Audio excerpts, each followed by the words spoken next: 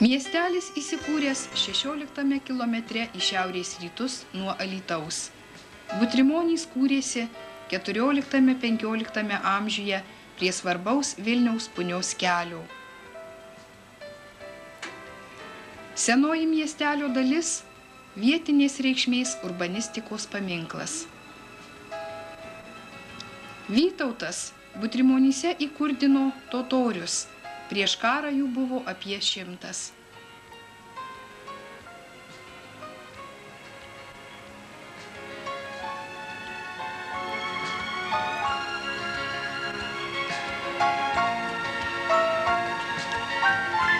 Butrimonys garsėjo nuo 1878 metų dideliais turgumis ir prekymečiais, riestainių gamyba.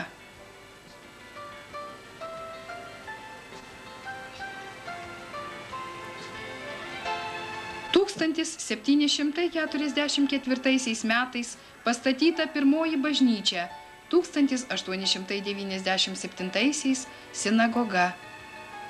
Dabartinė bažnyčia pastatyta 1906–1926 metais.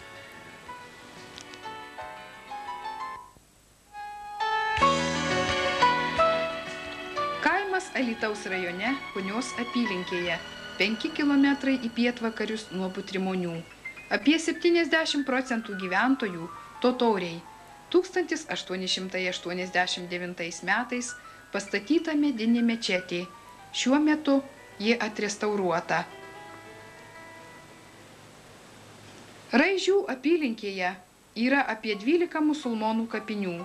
2 Raižių ir 1 Bazorų kapinėse dar laidojama. Pirmosios žinios apie totorių apsigyvenimą LDK pasirodė 14 amžiuje. Lietuvoje pirmasias totorių gyvenvietės prie Vokės įkūrė kunigaikštis Vytautas. Totoriai perėmė vietinę kalbą, papročius, bet dauguma išliko musulmonai, išsaugojo etninį savitumą. Punia – garsios istorinės praeities miestelis, įsikūręs Nemuno ir Punelės santakoje į rytus nuo Piliakalnio. Punia pirmą kartą minima 1382 metais Vykanto Marburgiečio kronikoje. Miestas 16 amžiuje gavo Magdeburgo teisės, turėjo herbą. Margio kalnas – Piliakalnis iškilęs Nemuno ir Punios santakoje. Respublikinės reikšmės archeologijos paminklas. Tai didžiausias Lietuvos piliakalnis, įrengtas kryžiuočių antpuoliams atremti. Piliakalnis nuo aukštumos atskirtas apie 60 metrų ilgio ir 20 metrų pločio grioviu, bei 75 metrų ilgio ir 6 metrų aukščio pylimu. Šlaitai statūs apie 30 metrų aukščio.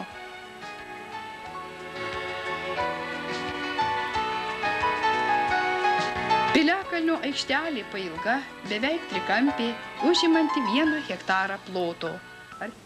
Archeologinių kasinėjimų metu rasta 3 laikotarpių kultūriniai sluoksniai. Archeologinių kasinėjimų radiniai laikomi Istorijos ir etnografijos muziejuje Vilniuje. Apie Punios piliakalnį iki mūsų dienų sklando legendos. Grožinėje literatūroje rašoma, kad Pilėnai tai Punia. Rašytojas Krėvė Punios apylinkėse yra užrašęs padavimų, pasakojimų apie Pilėnų gynėjų didvyriškumą ir kovas. Punios piliakalnis ir Punelės slėnio dalis 1960 metais paskelbta landšaftiniu istoriniu draustiniu.